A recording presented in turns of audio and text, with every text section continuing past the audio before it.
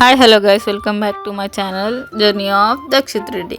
ఇవాళ అయితే శ్రీకృష్ణుని యొక్క కథ గురించి పార్ట్ 2కు తీస్తున్నాను. So let's get started. శ్రీకృష్ణుడి యొక్క మంత్రం: శ్రీకృష్ణ శరణం మమ, నమో భగవతే వాసుదేవాయ.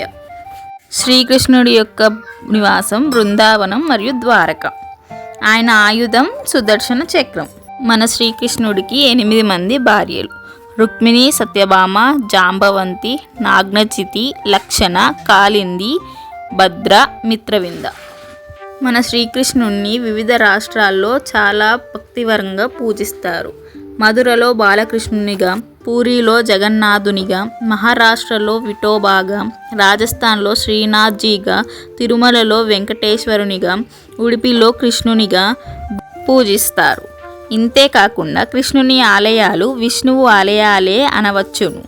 ఇందుకు అనుగుణంగా దేశంలో వివిధ ప్రాంతాల్లోనూ వర్గాలలోనూ అనేక సంప్రదాయాలు నెలకొన్నాయి.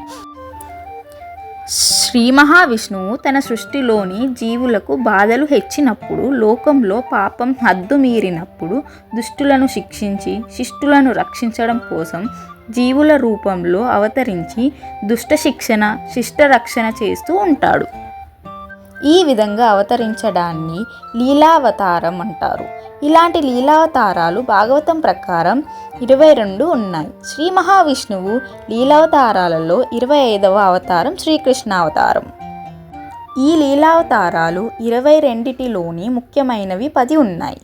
ఈ 10ంటిని దశావతారాలు అంటారు. దశావతారాలలో శ్రీకృష్ణ అవతారం కొన్ని చోట్ల చెప్పబడుతుంది, కొన్ని చోట్ల చెప్పారు. రామో రామశ్చ రామశ్చ యుగాలలో 2వదైన త్రేతాయుగంలోని శ్రీరాముని లోక కళ్యాణ కారకునిగా, రావణాది రాక్షస శిక్షుడిగా కీర్తించబడుతున్నాడు. నారాయణుడు ఆ తర్వాతదైన ద్వాపర యుగంలో శ్రీకృష్ణుడిగా అవతరించాడు. శ్రీకృష్ణుడు నారాయణుడి అవతారాల్లో పరిపూర్ణ అవతారంగా కొలవబడుతున్నాడు. గీతోపదేశం ద్వారా అర్జునుడికి సత్యదర్శనం చేసి కురుక్షేత్ర మహాసంగ్రామాన్ని ముందుకు నడిపించాడు. ఆ విధంగా భగవద్గీతను లోకానికి ఉపదేశించి శ్రీకృష్ణుడు జగద్గురువు అయ్యాడు. శ్రీకృష్ణుడి వంశం పేరు యాదవ వంశం. అతను చంద్రవంశం నుండి వచ్చాడు మరియు యాదవ వంశంలోని వృష్టి శాఖను చెందినవాడు. ఇంకా వివరంగా చెప్పాలంటే శ్రీకృష్ణుడు చంద్రవంశానికి చెందిన యదువంశంలో జన్మించాడు. యదువంశంలో వృష్టి అనే శాఖ కూడా ఉంది మరియు శ్రీకృష్ణుడు ఆ వృష్టి శాఖను చెందినవాడు. వృష్టి వంశస్థులు మధురలోని నివాసించేవారని పురాణాలలో ఉంది. శ్రీకృష్ణుడి తండ్రి పేరు వసుదేవుడు. అతను కూడా యాదవ వంశానికి చెందినవాడు. శ్రీకృష్ణుడిని యాదవ వృష్టి వంశాలు వారసుడిగా పరిగణిస్తారు. సో గైస్, నెక్స్ట్ వీడియోలో నేను రాధాకృష్ణ ప్రేమ కథ గురించి అయితే చెప్తాను. So stay tune. మీకు కనుక ఈ వీడియో నచ్చినట్లయితే please do like, share and subscribe. Bye.